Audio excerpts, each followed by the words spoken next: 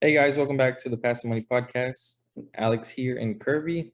On this video, we're going to be talking about a recent trip Kirby took to Oklahoma for some real estate deals. So, Kirby, tell us about your war stories? Well, I got out of here about midday. So I get to the airport. I posted a couple shorts, and you can see them on the YouTube channel, of course. Just the trip going there. Things I was talking about and stuff like that. Funny thing, when I was at the airport, Tony Dungy, Hall of Fame football player, Hall of Fame coach, he was there. We was on the same plane. And then the flight from Tampa to Denver, because we went from Tampa to Denver, Denver to Oklahoma, or Tulsa, Oklahoma. And then so the flight was delayed. We landed in Denver late. So I had to show Tony Dungy my 4440 speed, I had to show him I still had it. So I ran all the way from like gate 12 to like gate 50. And then when I get to the gate, the lady was like, "Oh, we was waiting for you. We was gonna hold the plane until you got here." I was like, "I wish you would have told me so I didn't do all this running." But anyway, get on the plane, and it was just by just coincidence, the circumstances and things like that. I get on that plane going into Oklahoma, and then I sat next to a guy that was a Major League Baseball scout.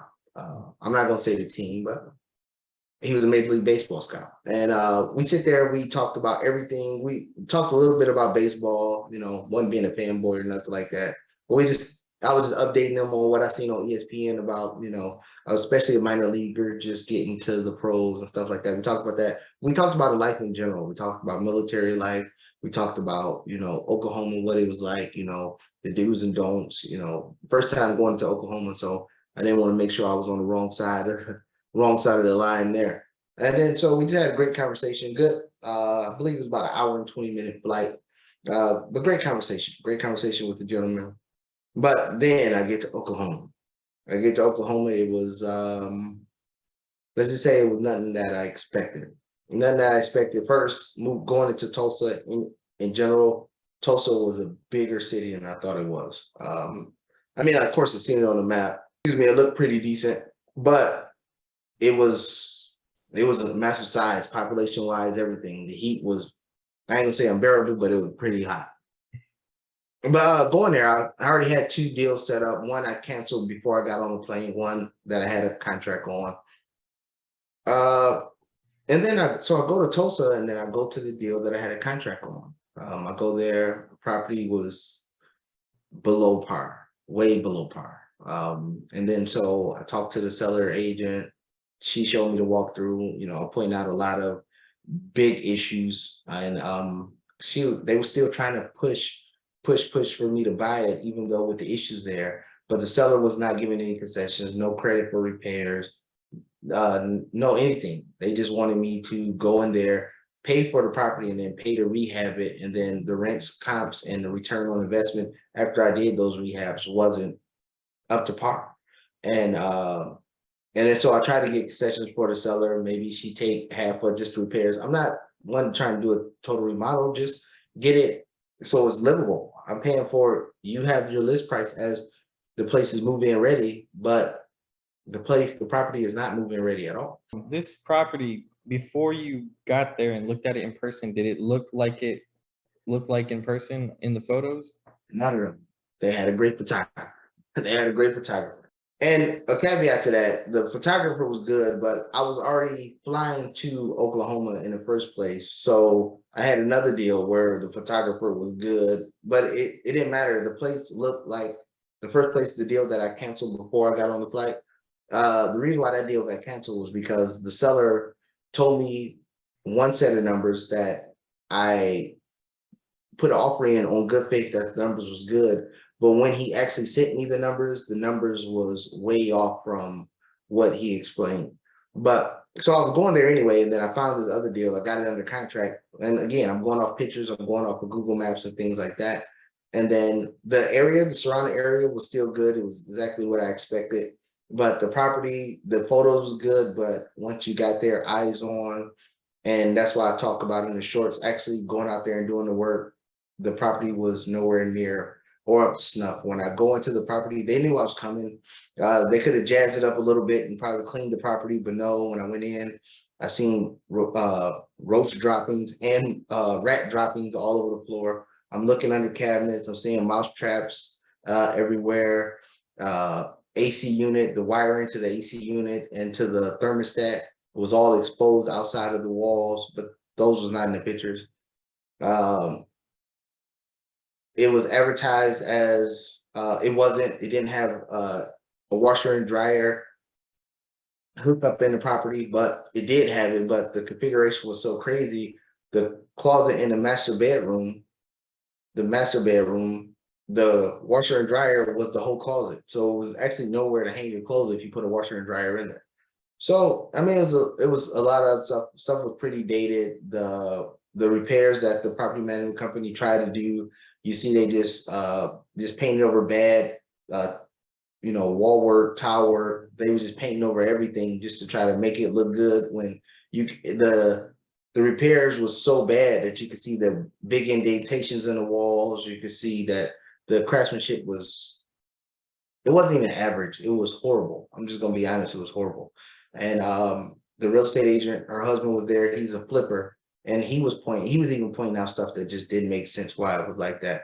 And then so all in all, I ended that deal. And I mean, well, I tried to communicate first to try to get concessions to lower the price or give me seller's credits at the end of the deal, but the seller wasn't budging. They stuck to their price, and I stuck to that. I wasn't closing at that price, and then so all in all, the deal fell through. And it because I was reaching out for concessions from the seller.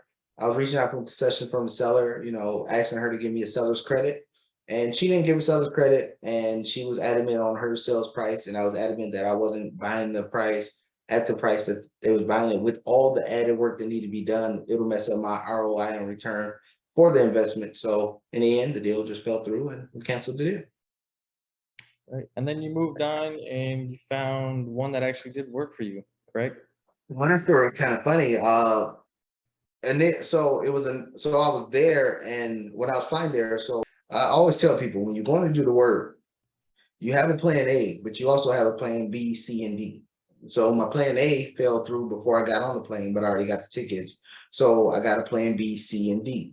So the B property was the one that I looked at, and it fell through because the seller just didn't want to budge. The next property, and it was funny because I reached out to the seller when I was here back in Florida. The seller's agent, when I was back in Florida, she didn't believe I was a real person. People call all the time asking about properties, and they scamming and things like that. And she thought I was one of those people. So I called her, we talked. And then when I got on the plane, to go there, she gave me a call. And the actual seller, said the same thing. He didn't believe I was a real person. So I get there, and then I just didn't bother with plan C. I didn't even bother with plan C, but she ended up texting me, and I was only there for about 36, 48 hours max. And by the time she texted me to see if I made it in or whatever, I just texted her back and said, "Hey, I made it in, but I just didn't want to deal with everybody. Didn't believe I was real or whatever." And now my timeline was so crunched that I couldn't make it out there because it was, about an hour outside of where I was at. I couldn't make it there, but I said, "Hey, if the seller is for real about the deal, what we can do is we can do a virtual walkthrough, and we're gonna comb through this house, nuts and bolts, comb through the house." And she was game for it. So I flew back from Oklahoma to Tampa, and then when I landed, the seller gave me a call, and we did a walkthrough. The walkthrough was very, very thorough. After the walkthrough, I I actually presented an offer. The seller accepted it, and then now we're under contract for that deal. Inspection's coming up in I wouldn't say a week, but it's not a week, a couple days from now. And then if everything goes through with the inspection, we only have like one small carve out to talk about. But besides that, if everything goes through good with the inspection, I will close on that deal. So okay, so you made an offer, went under contract, and then you got an inspector. How many days of due diligence do you have for the inspector to come and I have 10 days due diligence. I have 10 days due diligence. So let's just rewind it back. So all this happened last weekend. So Monday, the seller accepted the offer and signed the contract. 2 days after that, I believe it was a Wednesday, Tuesday or Wednesday. Then a seller agent reached out to me and I paid the earnest money. So I got 10 days from that day to inspection. So we're about day 6. It'll be about day 8 when the inspection comes through, and then we'll just go from there. But I got 10 days inspection. So that inspection will fall within there. Like I said, I already did the walkthrough, and we walked through it very, very thoroughly. I believe we spent about 2 hours on the walkthrough with the real estate agent. Both sides of the property, it's a duplex. One side is 4 and 2, the other side is 2 and 2. And then now we got the due diligence period with the inspector. And then it's only one, like I said, one call out that we really hoping on. Everything else to be good to go, but never know what the inspector might pull up. And then we go from there. Okay, cool. Like it. Yep. But besides that, all in all, the trip itself was for what they advertised and what I was expecting. Like I said in the short, I gave it a C. I gave it a C because the trip itself was an A because I'm going out there, putting boots on ground, looking at the real estate itself. The properties that I looked at, option A and B, they both was I say D. They made the trip a D. So I give the grade a C because I did come out with the deal in the end. But I give the trip a C altogether because I saw a lot of things that I liked and I didn't like about the market. And it gave me more insight and knowledge on what's going on in the Oklahoma market and how people operate and how real estate agents operate and how property managers operate and things like that. And I'm not saying the property manager for option B was a bad property manager or a bad real estate agent. I'm not saying that. I'm just saying they don't operate on the same frequency that I'm used to real estate agents operating on, let's say, i.e. in Florida, i.e. in Texas, i.e. in Georgia. But the real estate agent on the property that I'm doing the inspection on, I give that agent A+. She was very thorough. She was very upfront and honest. She's been communicating, giving me all the information that I need, everything I asked for. She's coming through. So I give her an A. It just sometimes you win, sometimes you lose with different real estate agents, different sellers and things like that. But don't let that discourage you because again, everybody have their own motives for why they sell and what they're trying to get from the sale. So you just keep doing the work, keep doing the work, keep doing the work until the deal comes through. With all that being said, guys, if you like this video, leave a comment, hit the like button, subscribe, and we'll see you guys in the next video.